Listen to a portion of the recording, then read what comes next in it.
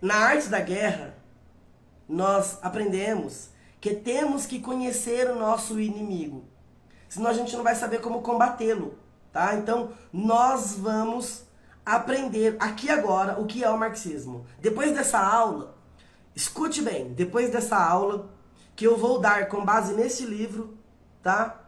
Depois dessa aula, você nunca mais vai ter dúvida sobre o que é o marxismo. Nunca mais. Você vai entender o marxismo como arroz e feijão. Eu vou deixar tão simples para você. Escute bem. Eu vou deixar tão simples para você que você vai ser capaz de transmitir isso aos outros. Amém? Agora, nós vamos ver o que é o marxismo, tá?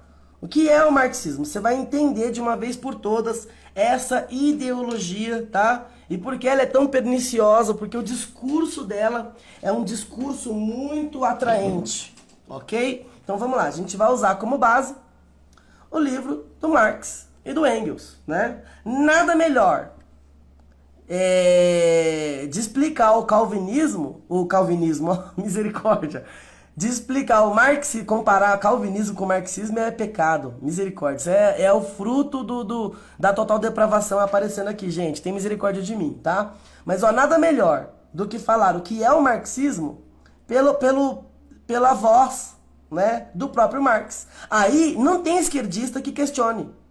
Não tem esquerdista que venha falar, você não sabe de nada, tá falando besteira, tá falando abobrinha, porque pode ser que tenha algum infiltrado no nosso meio aí, que vai falar que nós estamos falando abobrinha aqui. Então vamos ver o que o Marx diz, tá? Sobre o que é o marxismo.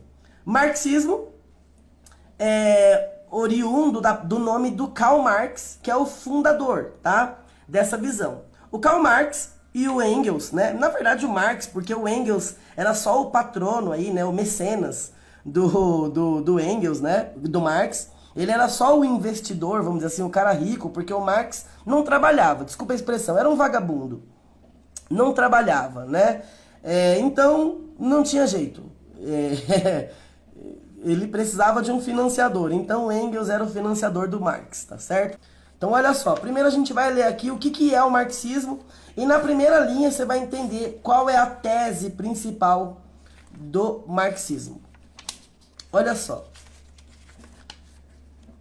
Já começa aqui na introdução, tá? Isso aqui é nota do Marx, tá? Ele diz assim: um espectro ronda a Europa. O espectro do comunismo. Todas as potências da velha Europa aliaram-se para uma santa caçada a esse espectro. O Papa, o César, né, vamos dizer assim, Metternich e Guizot. Radicais franceses e policiais alemães. Aqui ele está falando sobre a Rússia, tá? Sobre Roma, Rússia, Europa como um todo, tá? Que partido de oposição não foi taxado de comunista pelos adversários no poder? Que partido de oposição rebateu tanto aos homens mais radicais da oposição quanto os seus adversários reacionários com a acusação injuriosa? Então o que ele está dizendo aqui?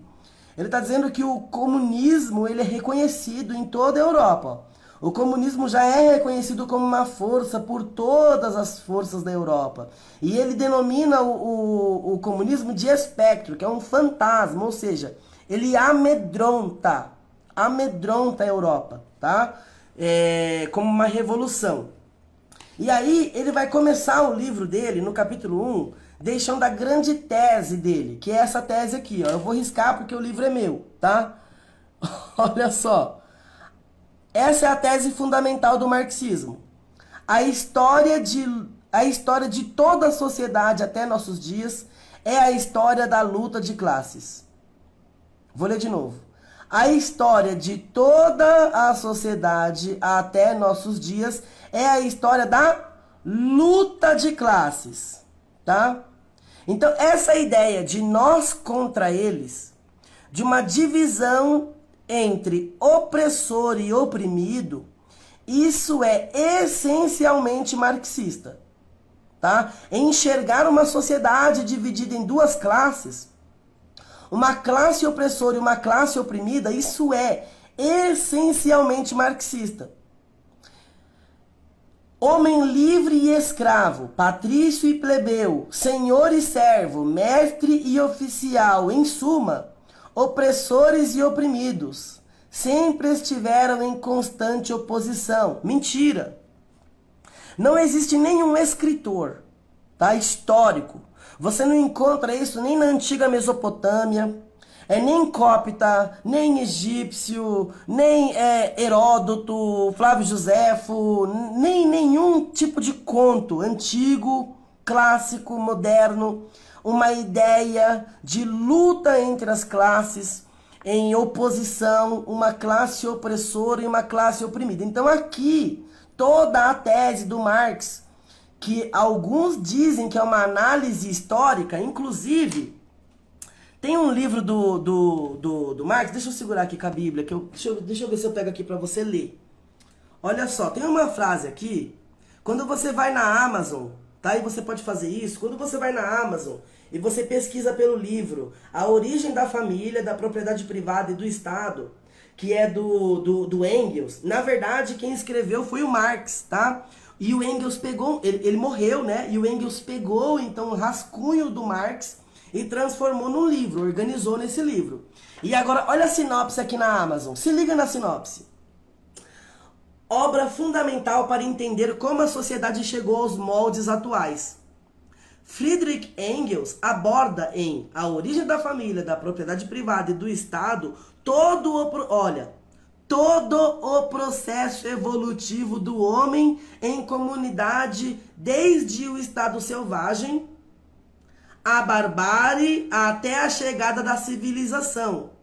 Trata-se de uma análise histórica que nos ajuda a compreender a concepção do materialismo e a filosofia marxista, com ênfase para o aparecimento do Estado capitalista moderno, calçado na produção e no poder. Mas olha que interessante essa parte aqui, ó. Trata-se de uma análise histórica que nos ajuda a compreender a concepção do...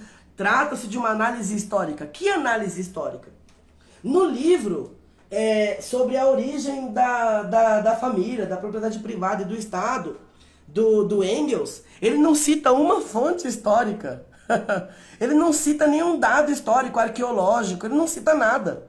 Não há fundamentação histórica nenhuma. E aí, olha para você ver, num site como a Amazon, a sinopse está dizendo que trata-se de uma análise histórica. E não é uma análise histórica. Tudo que está aqui, querido, tudo que está aqui nessa obra, na obra que eu acabei de citar, ou no Capital do Marx, não passa de filosofia.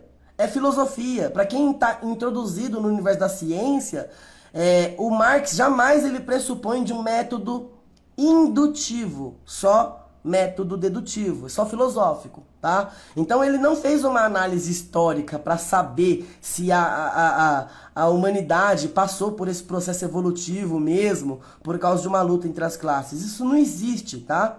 Então aí você já vê doutrinação, uma afirmação com pressuposição histórica, mas sem fonte nenhuma, sem comprovação alguma, e isso é o marxismo, desde o seu começo até o final. Então olha só, aqui ele diz que tem uma luta entre as classes.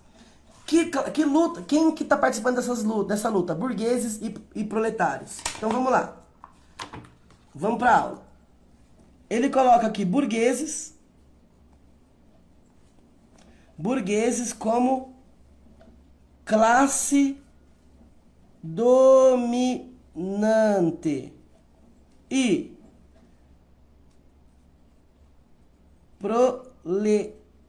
proletários como uma classe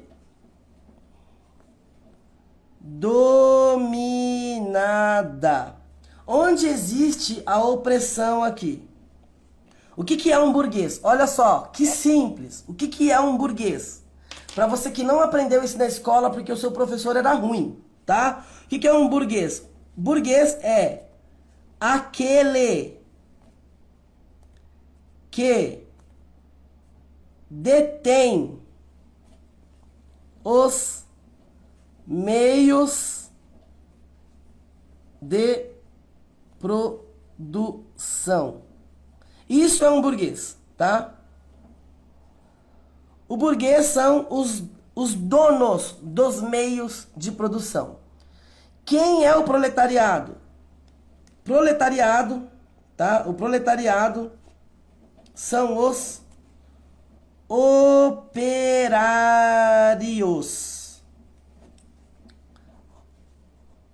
ou trabalhadores. Eu vou escrever para ficar mais fácil, porque depois eu vou analisando conceito por conceito e vai ficar mais fácil você entender, tá? Então, olha só. O Marx vai dizer que aqui existe uma relação de opressão entre o burguês e o proletário. Por que existe uma relação de opressão? Porque, vamos supor, só para você ter uma ideia, tá? Isso é o que o Marx descreve. Eu vou usar um exemplo que ele não usa, mas é exatamente isso. Aqui, na relação de trabalho entre burgueses e proletários, existe o que ele chama de mais-valia, que é o conceito de exploração. É o conceito de exploração do homem pelo homem. Como funciona a mais-valia? A mais-valia funciona da seguinte maneira. Vamos supor que o proletário, e era isso mesmo, né? O proletário só tinha força de trabalho. Então ele vendia a sua força de trabalho em forma de tempo, tá? De tempo em troca de salário, certo? Só que como ele recebia esse salário? A forma em que ele recebia esse salário era uma forma opressora, segundo Marx. E segundo os partidos de esquerda, tá? Por isso que eles odeiam tanto os capitalistas, ou a classe empresarial, tá? Olha só, para eles, os burgueses, quando eles vão pagar o salário dos trabalhadores, eles retiram do salário do trabalhador o lucro. Como eles fazem isso? Então, olha só. Vamos supor que o trabalhador, ele trabalhasse numa empresa têxtil. E aí ele trabalhasse o mês inteiro e ele produzisse aqui, no tempo de trabalho dele de um mês, ele produzisse 30 casacos. Só que, em vez de receber 30 casacos, ele recebia apenas 15. O salário de 15. É só um exemplo, tá, gente? Então, ele trabalhou 30 dias e cada dia ele produziu um casaco. Só que na hora de receber o salário, ele não recebe aquilo que o Marx chama de fruto íntegro do trabalho. Quando ele não recebe o fruto íntegro do trabalho, se ele produz 30 casacos, ele não recebe por 30 casacos, aqui se configura uma relação de opressão. Aqui se configura uma relação de opressão. Por quê? 30 dias ele trabalha, 15 dias ele recebe, os outros 15 dias ele é explorado. Então, durante 15 dias ele é explorado.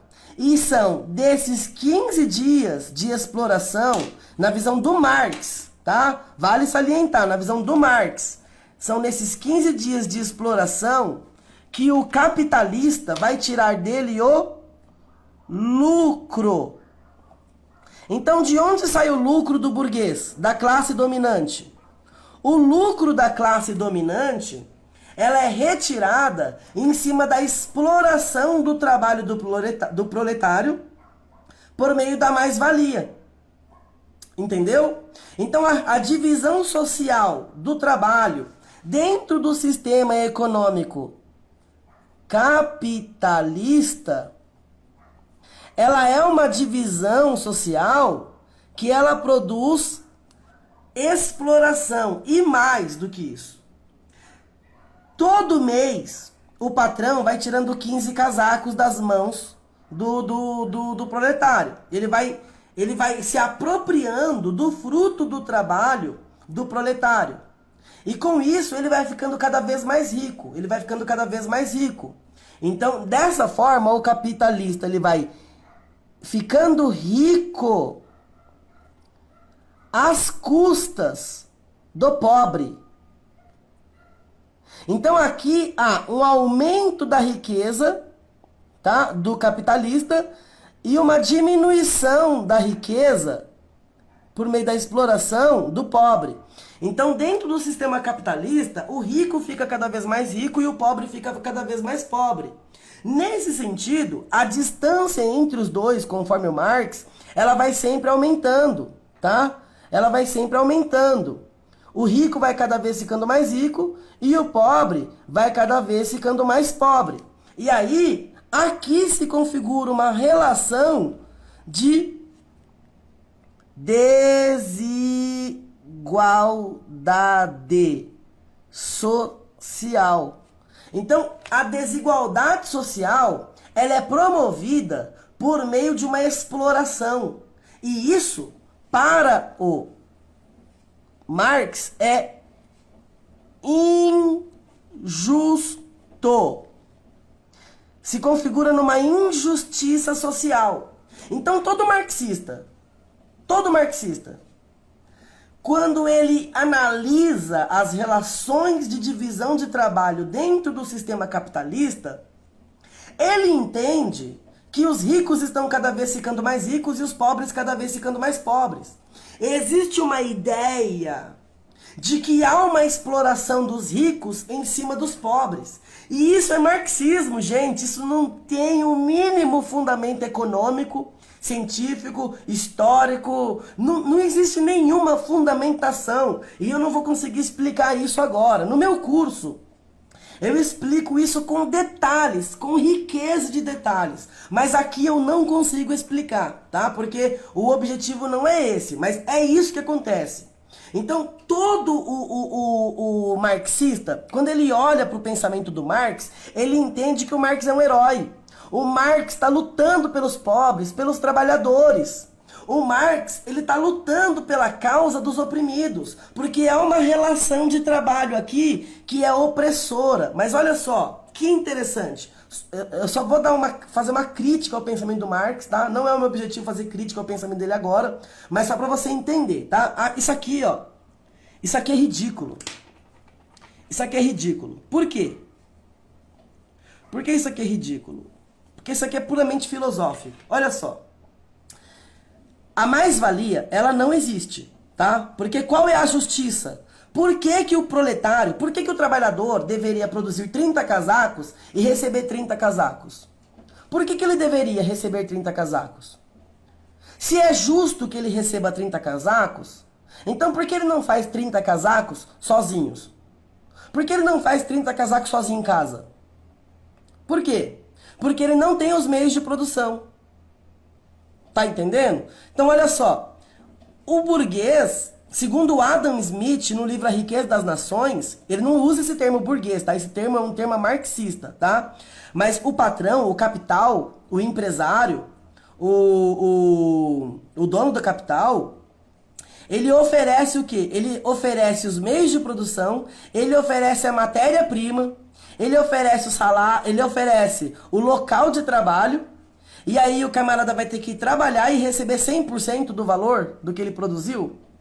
Isso seria justo? Isso seria injusto. Outra coisa, o Mises, o Ludwig von Mises, o fundador da escola, né, austríaca, ele vai mostrar que esse conceito marxista, ele está muito errado. Por quê? O lucro do burguês não está na exploração, porque ele não paga o fruto íntegro do trabalho. O Ludwig von Mises, na ação humana, vai mostrar que o lucro do burguês está não na produção, mas na relação de troca, na oferta e na demanda. É quando ele vende que realiza o lucro. O lucro não existe antes da venda. Ele precisa vender e receber por aquilo. E o que acontece? O valor do produto, ele não é conferido, como Marx diz. O Marx diz que todo produto, quanto vale um produto? O valor de um objeto, de uma mercadoria, configurada, é constituída a partir da quantidade de tempo empregada na produção, mais a qualidade do serviço e tudo mais. Então, assim, a quantidade de tempo, mais o custo da mão de obra, né, a quantidade de tempo, mais o custo da mão de obra, mais matéria-prima e tudo mais, segundo Marx, é o que define o valor de uma mercadoria. Isso está muito equivocado, porque não importa quanto tempo foi empregado numa mercadoria. O Mises fala isso. A mercadoria só vai valer alguma coisa se alguém tiver interesse nela. Então o valor de uma mercadoria está no outro e não na mercadoria. A mercadoria não tem valor intrínseco, tá? Nenhuma mercadoria tem valor intrínseco. Por exemplo, ele usa a teoria do buraco. Um homem cavou um buraco. Um homem cavou um buraco e aí ele cavou com muita técnica. Ele usou a melhor pá, ele fez a circunferência mais arredondada possível, ele construiu bases muito sólidas, ele fez o melhor buraco que alguém poderia ter feito. E aí então, depois que ele terminou o buraco dele, depois de ter escavado aquele buraco extraordinário, ele foi então para o comércio e foi tentar vender o buraco. Mas quando ele chega e tenta vender o buraco, ele fala, olha, esse buraco eu produzi assim, assim, assim. Eu gastei tanto tempo de trabalho nesse buraco, mas ninguém estaria interessado nesse buraco. Ninguém quis comprar esse buraco, porque esse buraco não tinha valor necessário para ninguém. Ninguém tinha necessidade de um buraco, percebe? Então, essa pessoa, não importa o quão qualificado foi o trabalho dela e o quanto de tempo que ela investiu na produção daquela mercadoria, não valeu de nada se o outro não quiser comprar. Então o valor de uma mercadoria está na troca, está no interesse que o outro tem por ela, tá? Então, quanto custa um copo d'água?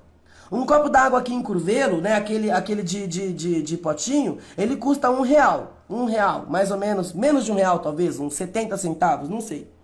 Um copo d'água custa 70 centavos. Mas e um copo d'água no deserto do Saara, num sol de 50 graus, distante de tudo? Quanto vale? Quanto vale um copo d'água? Quanto uma pessoa está disposta a pagar. Então uma mercadoria vale o quanto o outro está disposto a pagar, tá? Quanto vale um lenço? Quanto vale um lenço utilizado pelo Michael Jackson? Quanto vale uma bola? Quanto vale a bola que deu o título, a bola que o Roberto Baggio chutou para fora no pênalti da Copa da final de 94? Percebe? Então, assim, a mercadoria não tem valor intrínseco, o valor dela está no outro, o quanto o outro está disposto a pagar. Isso é teoria monetária, tá? Que você vai aprender em Ludwig von Mises, que é um dos autores aí, dos principais autores, junto com Friedrich Hayek, sobre economia, tá certo? Então, até aqui tá tudo bem? Tá tudo bem? Então, Marx vai entender que existe uma relação de opressão, tá? Como que a gente vai acabar com essa relação de opressão? Simples. Olha só. Só existe opressão porque o burguês é dono dos meios, eu sempre esqueço dos meios de produção. Então, só existe opressão porque o burguês é o dono dos meios de produção. É isso que o Marx entende. O burguês é dono dos meios de produção. Então só existe um jeito da gente acabar com a exploração do modelo econômico capitalista. Como que a gente acaba com a exploração? A gente precisa acabar.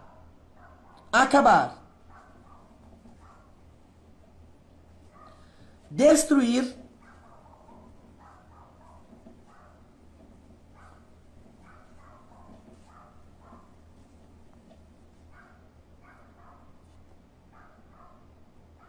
Tá lendo aí? Tá dando para entender?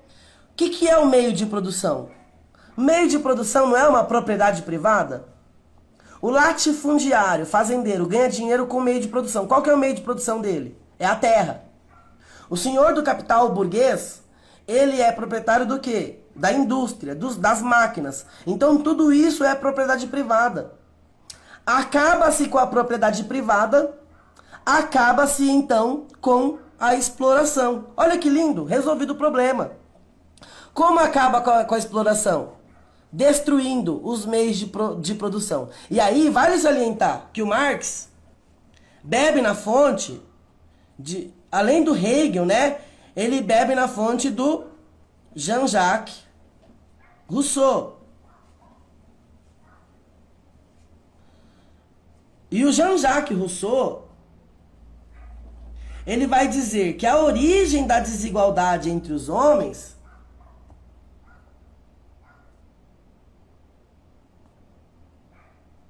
é a propriedade privada. Segundo Rousseau, não há desigualdade sem propriedade privada.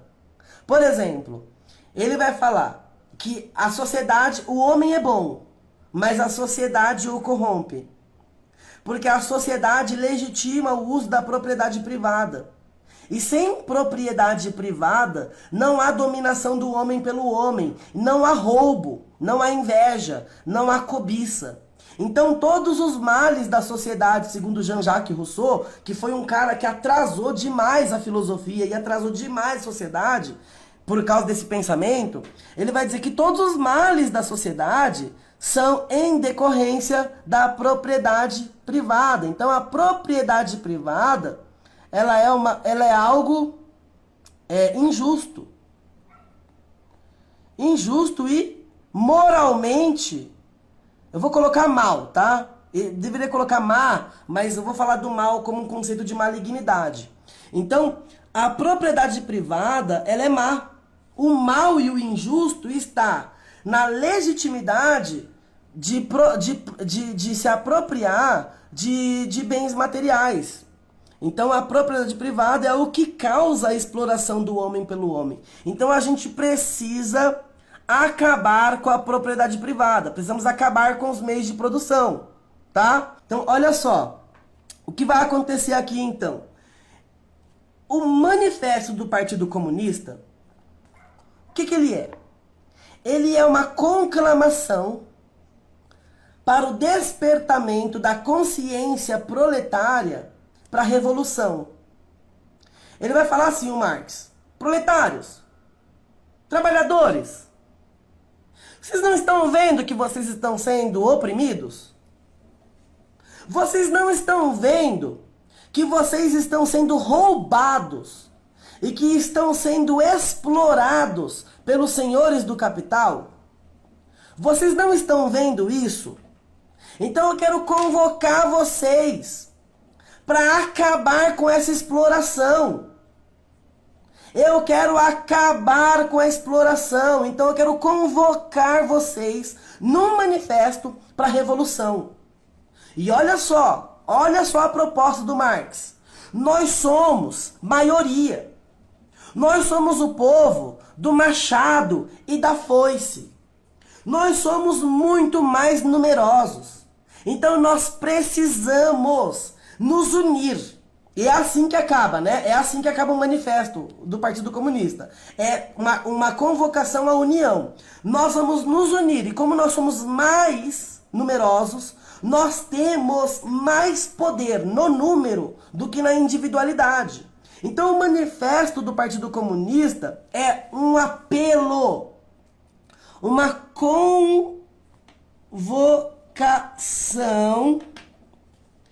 convocação à revolução a partir da união do proletariado. Vamos unir as nossas forças e vamos batalhar pelos nossos direitos.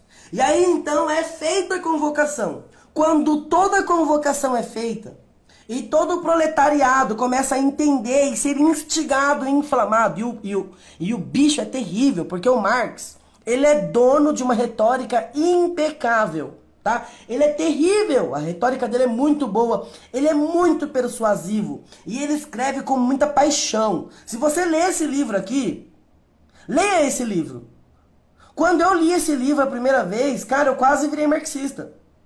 Quase virei marxista, porque assim, é muito emocionante. Ele usa, aí quem é do marketing sabe, né? Ele vai usar gatilhos mentais, queridos. Ele vai comunicar com o sistema límbico das pessoas. E não com o neocórtex, com a razão. Então é terrível, porque ele inflama as emoções e convoca o proletariado para a batalha. E aí o que vai acontecer, queridos? Ele fala assim, vamos batalhar. Quando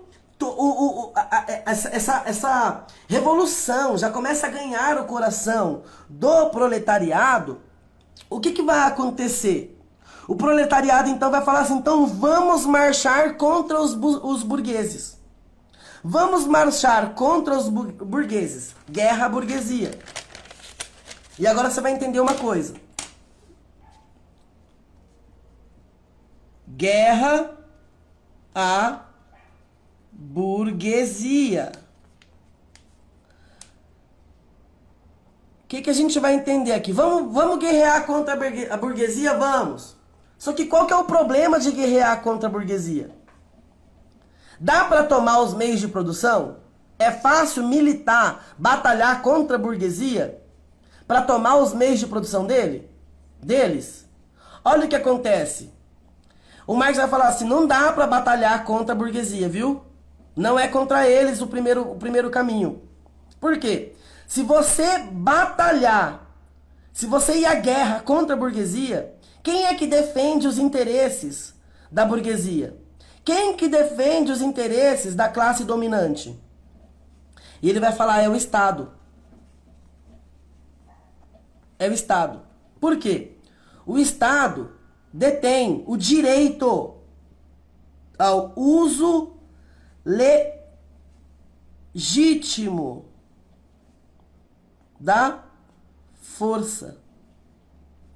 Então, se a gente marchar contra o Estado, contra os burgueses, se a gente marchar contra a burguesia, o Estado vai defender a burguesia com seu exército.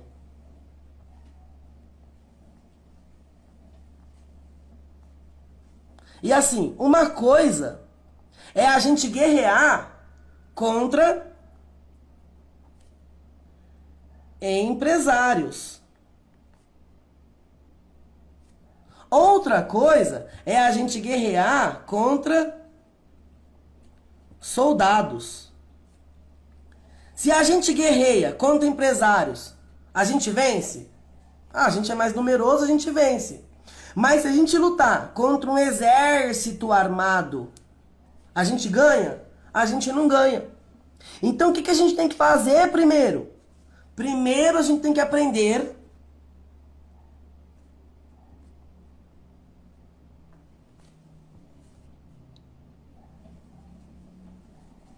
técnicas de guerrilha. Nós precisamos ser um exército poderoso e precisamos marchar com... Ó, não vão rir do meu desenho, hein? Nós precisamos marchar com as nossas armas.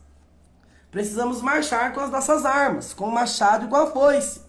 O exército detém o uso legítimo da força. Eles possuem armas. Mas nós temos o machado e a foice, nós somos mais numerosos. Se nós aprendermos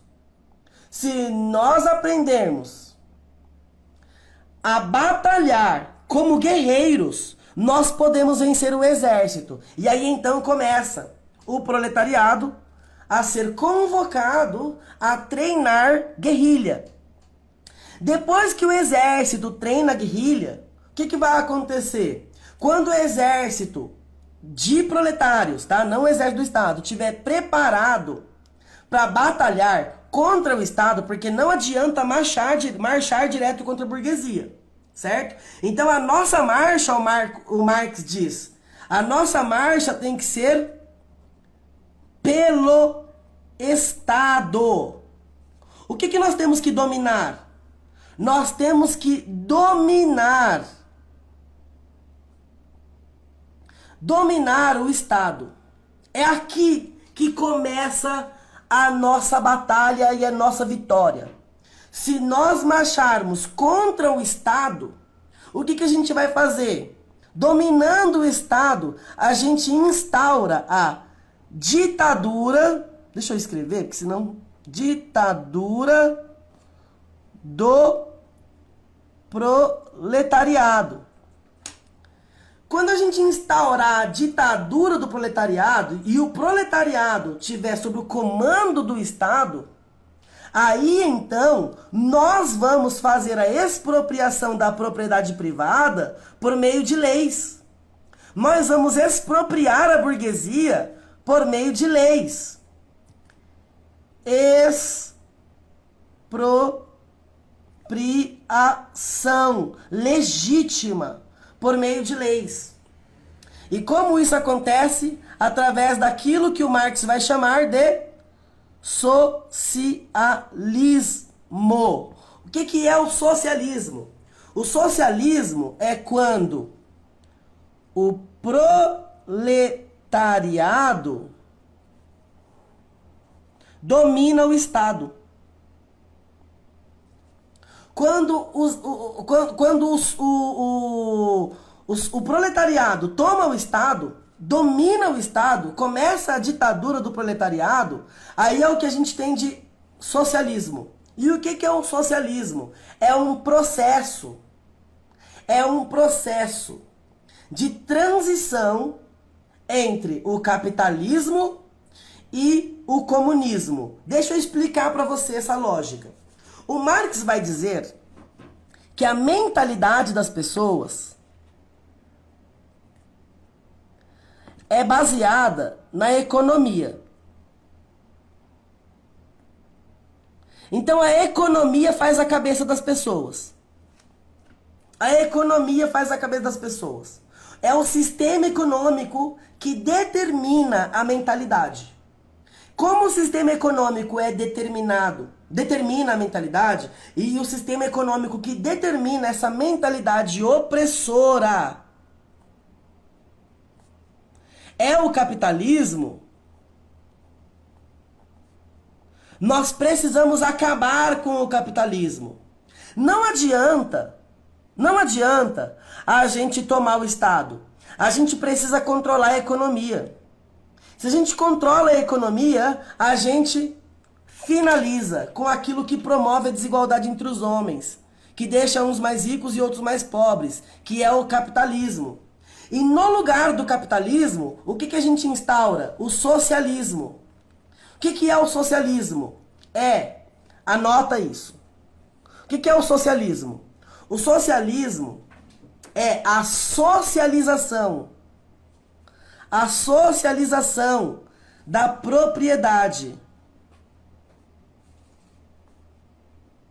privada ou dos meios de produção. O que é o socialismo? Socialismo, deixa eu arrumar a câmera aqui. O socialismo é a socialização da propriedade privada e os meios de produção. O que é isso? É quando toda a propriedade privada e todos os meios de produção deixam de ser privados para se tornarem do Estado. E quem governa o Estado? O proletariado. Então é o proletariado que vai dominar, certo? E por que isso é importante? O objetivo do Marx é o comunismo. E o que é o comunismo? O comunismo é sem Estado, sem leis, e o homem vivendo em harmonia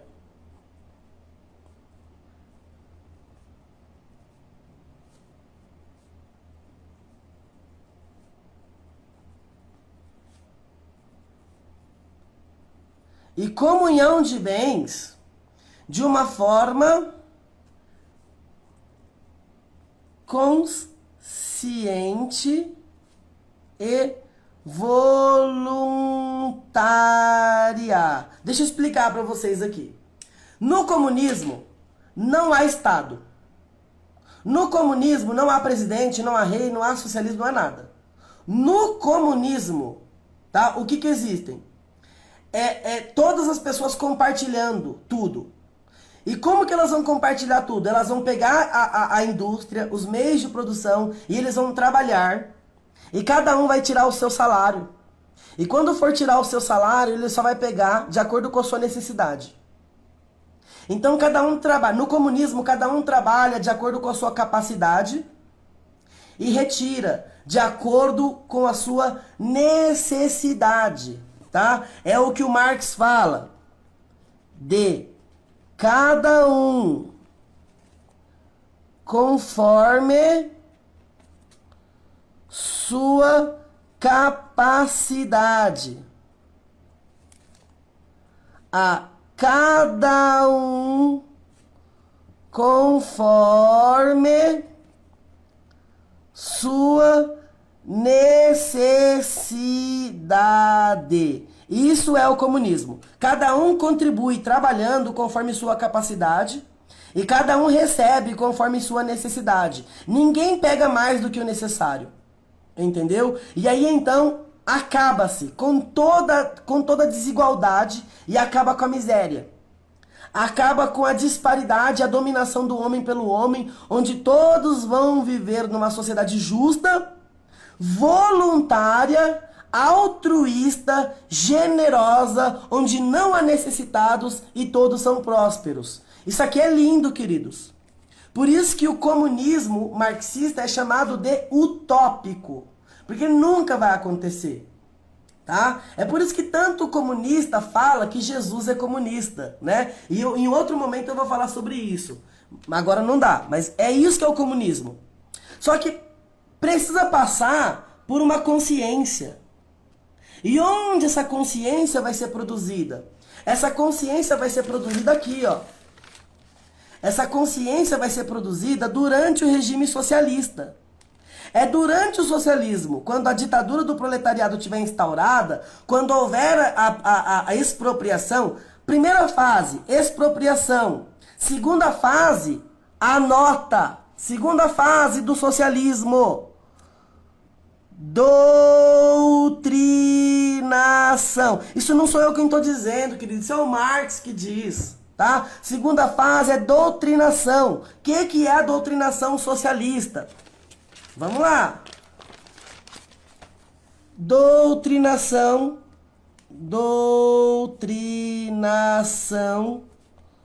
socialista.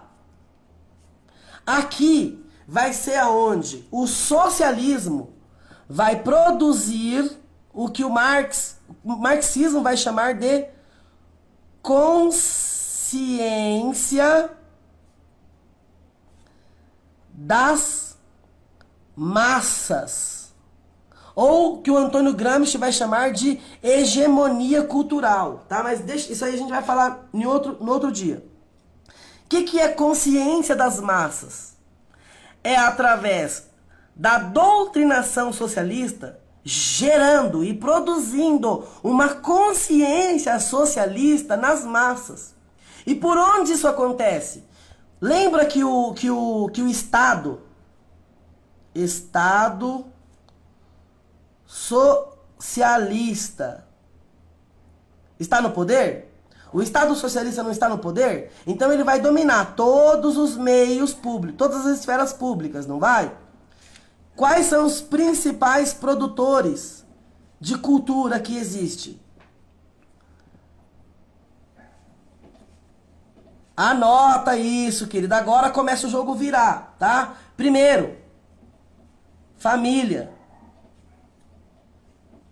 Segundo, sistema educacional.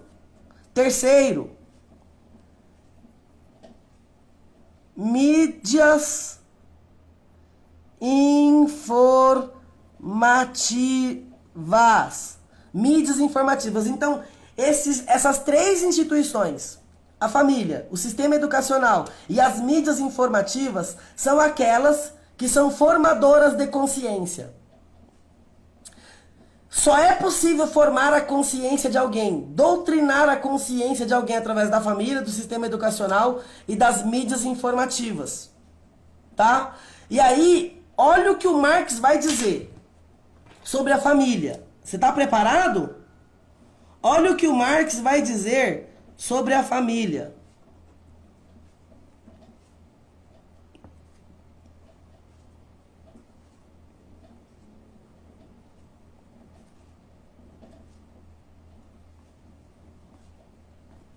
O Marx vai ensinar no Manifesto do Partido Comunista e no livro, tá? A Origem da Família, da Propriedade Privada e do Estado, ele vai ensinar a abolição da família. Para não ficar nas minhas palavras, tá? Olha só. Tá aqui, ó.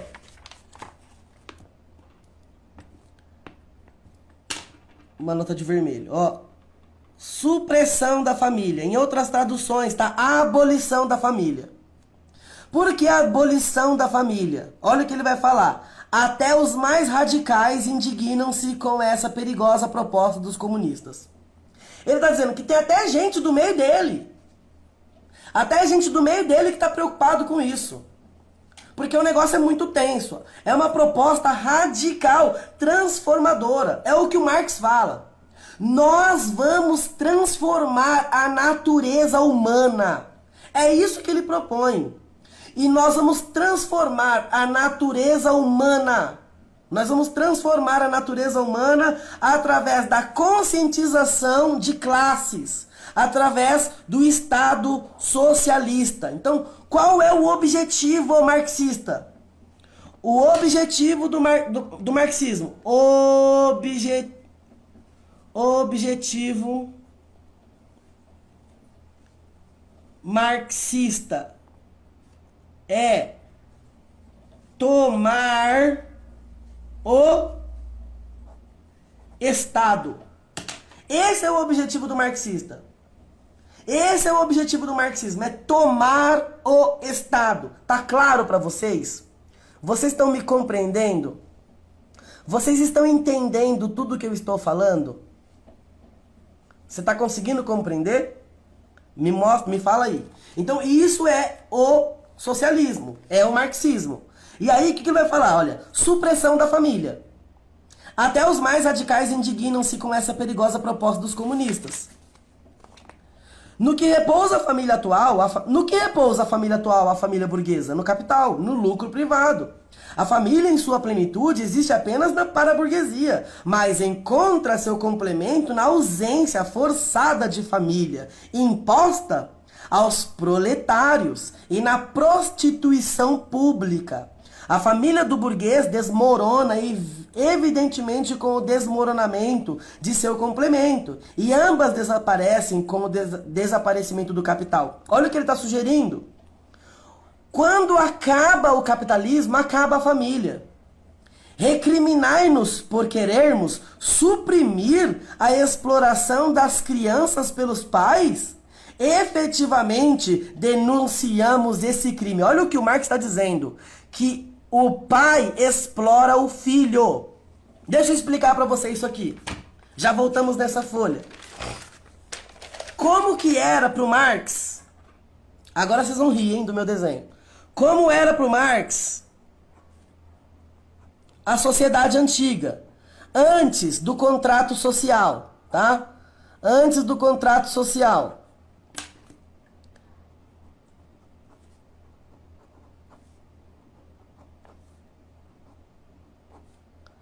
Eu vou fazer esse desenho aqui, você vai entender o porquê eu estou fazendo isso aqui, tá? O que o Marx vai dizer? Isso aqui, as vermelhinhas são as mulheres, tá? Olha o que o Marx vai dizer. O Marx vai dizer que antes da sociedade, o homem no seu estado primitivo, não havia família, tá? E existia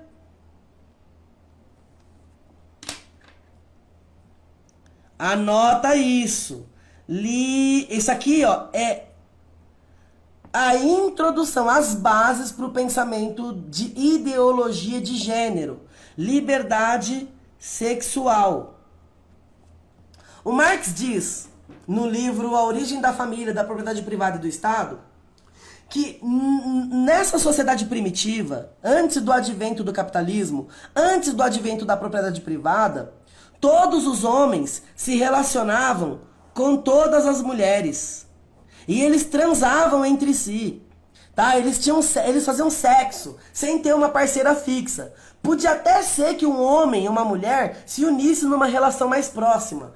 Mas isso aí seria um companheirismo. Relação sexual era sempre aberta. Tá? Isso aqui era sempre aberto. Então o que acontecia? Quando os homens se relacionavam com as mulheres e praticavam sexo com elas, essas mulheres, elas engravidavam e tinham filhos. Olha o que o Marx está dizendo. Elas tinham filhos, eles engravidavam e tinham filhos. De quem era o filho? Por exemplo, todos esses homens aqui transaram com essa mulher aqui e ela teve um filho. De quem é o filho? Ela não sabe. Então esse menino não tinha pai. Então na sociedade primitiva, olha só, não havia um conceito de pai. Portanto, não havia uma sociedade patriarcal. Não havia exploração alguma do homem pelo homem. E as crianças, elas eram criadas por todos os homens e todas as mulheres. Eles eram caçadores e coletores. E eles caçavam e eles coletavam por todas as mulheres e por todas as crianças. E as mulheres, elas costuravam, elas cozinhavam, elas cuidavam do lar e tudo mais por todos os homens. Então não havia o quê? Nesse período aqui, não havia família. Quando foi que começou a haver família? Começou a haver família quando esses homens entraram naquilo que o Marx chama de sociedade agricultora. Quando eles entraram numa sociedade agricultora e pararam de ser caçadores e coletores, quando a caça ficou escassa, até rimou. Quando a caça ficou escassa, esses homens, então, eles partiram para a agricultura. E quando eles tiveram bons frutos e bons resultados, eles começaram a acumular em celeiros. Eles começaram a acumular os frutos em celeiros, onde todos eles viam aqui, né, homem e mulher. Essa aqui ficou sem perna. Homem e mulher. Eles vinham nos celeiros e se abasteciam. Só que quando eles construíram o celeiro, eles perceberam, vou falar grosso modo, tá? Eles perceberam que alguns iam lá e pegavam mais do que os outros. E aí, esse celeiro, que era para todos, ele começou a ser motivo de briga entre eles. Porque uns iam lá, pegavam o tanto que preferia e consumia mais do que os outros. E no momento de crise, quando não tinha muita chuva, quando a terra não dava muito fruto, alguns tinham, outros não. Então, o que eles começaram a fazer? Alguns falaram, não, então eu não vou juntar com todo mundo não. Eu vou ajuntar separado. E, inclusive, com o meu celeiro, eu vou ter o poder de fazer o quê? Eu vou poder alimentar os meus herdeiros. Eu quero deixar isso. Isso é meu. E eu quero deixar o que é meu para quem é meu. E aqui começa o conceito de herança. Só que esse cara quer deixar porque ele sabe que ele vai padecer uma hora, mas ele quer deixar o legado que ele construiu para os outros não tomarem, ele quer deixar para a herança dele. Mas aí quem são os filhos dele? Quem pode meter a mão aqui? Todo mundo põe a mão aqui, porque aqui é de todo mundo. Mas aqui quem vai poder comer? Olha, ele vai comer, mas é muito para ele. Então ele vai dividir com os filhos dele. Mas quem são os filhos dele? Porque essa mulher aqui teve filho com todo mundo. O que ele vai fazer? Ele vai começar então a se apropriar das mulheres.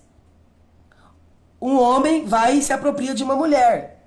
E ele mantém ela, tá? Como sua escrava. Aqui começa a primeira relação de opressão da história, segundo Marx, que é homem oprime mulher. A mulher, segundo Marx, e ele vai dizer isso aqui, ó. Ele vai dizer isso aqui. Quer ver? Ó, o burguês vê a sua mulher em mero instrumento de produção.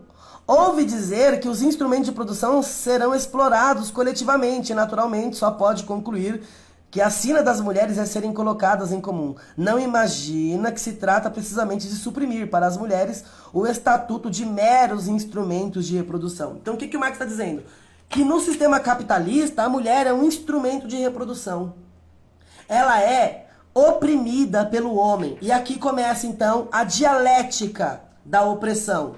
A dialética é entre opressor e oprimido, tá? E essa mulher vai ter filhos.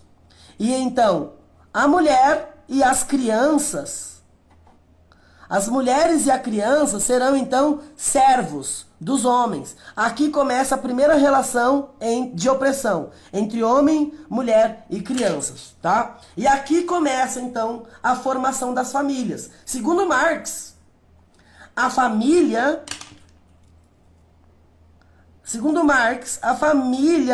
ela é constituída com bases na opressão,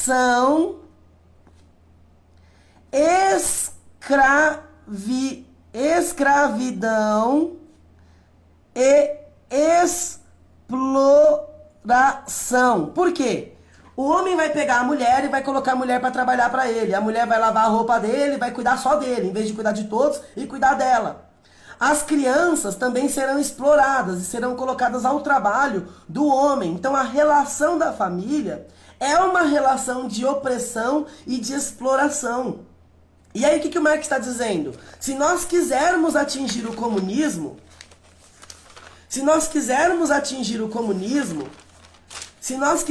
atingir essa sociedade consciente, voluntária, que vive em comunhão de bens, sem Estado, sem leis, sem opressão e exploração, é necessário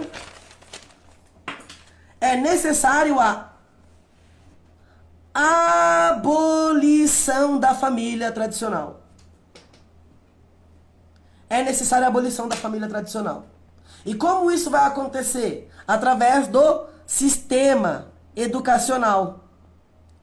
Qual que é a proposta do Marx em abolição da família?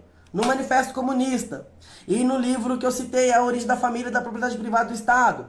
O objetivo do Marx é: as mães e os pais não educam mais os filhos. Os filhos, ou as crianças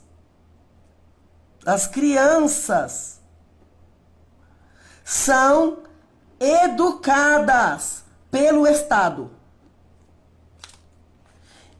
A criança ela não tem a sua base de formação cultural mais pela família, mas é o Estado. O Estado, o sistema educacional educa. Isso é, querido, transmitir a ideologia marxista. E a próxima é as mídias que são controladas. As mídias são jornais, as produção de conhecimento, de informação, tá? As mídias serão veiculadoras da ideologia socialista.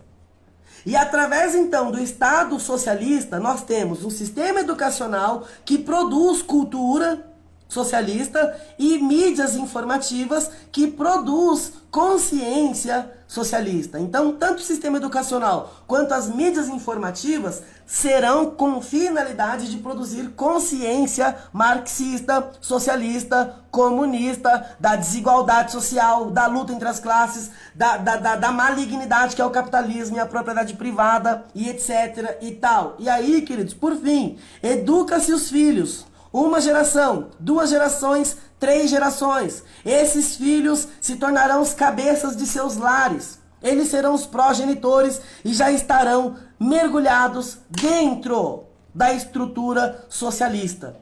Tá certo? Então, isso é o marxismo. Isso é o marxismo. Aí o PT não é marxista? PT não é marxista? PSOL não é marxista? PCdoB? PCdoB? Queridos, é isso que acontece, tá certo? Então, isso é o marxismo. Isso é essa ideologia nefasta. A esquerda vai dizer que não é marxista. A esquerda vai dizer que não é marxista. Mas você conseguiu ver alguma semelhança? Você conseguiu ver que a esquerda é marxista? Tá? Alguns vão falar que o conceito de direita e esquerda nasce na Revolução Francesa. É verdade. O conceito de esquerda e direita nasce na Revolução Francesa, mas a luta era diferente, tá? Por exemplo, a esquerda da Revolução Francesa vai se tornar a nova direita, porque eles defendiam, por exemplo, livre comércio. Os jacobinos defendiam livre comércio, os jacobinos defendiam propriedade privada. Tá? Eles estavam sentados à esquerda, estavam na Revolução Francesa, mas eles defendiam o que os liberais de direita defendem hoje, tá certo? Então não dá mais para usar um anacronismo e dizer que esquerda tá ligada aos jacobinos e direita aos girondinos, aqueles que defendem a coroa, e os de esquerda são aqueles que defendem a revolução. Não dá, porque isso seria um anacronismo histórico. Quem é a esquerda hoje? A esquerda... Anota isso. O que é ser de esquerda? Ser esquerda é aquele que crê que o Estado deve controlar a esfera pública, controlando educação, controlando transporte, controlando as mídias, controlando etc, etc, controlando cultura. Percebe? Controlando a economia. Um Estado grande, um Estado totalitário, ele está associado com a esquerda. Inclusive, você sabia que o nazismo nasceu do socialismo? Você sabia que o partido do Hitler era o partido socialista? Não, era o Partido Nacional Socialista dos alemães? Você sabia que o nazismo é uma abreviação de nacional socialismo? Você sabia disso? Você sabia que o Benito Mussolini, tá? Ele era agenciado por um socialista, e toda a estrutura do fascismo é socialista, que tanto o nazismo quanto o socialismo são idênticos na prática. Pode dizer que eles se odeiam, mas na prática todos eles são iguais. Então, ideologias totalitárias são essencialmente de esquerda. Porque a direita promove a liberdade. A direita respeita a família como instituição motor da sociedade. A direita, ela acredita no livre mercado, nas liberdades individuais. Tá certo? Então, queridos, a aula de hoje foi essa. Deus abençoe. Fique na paz.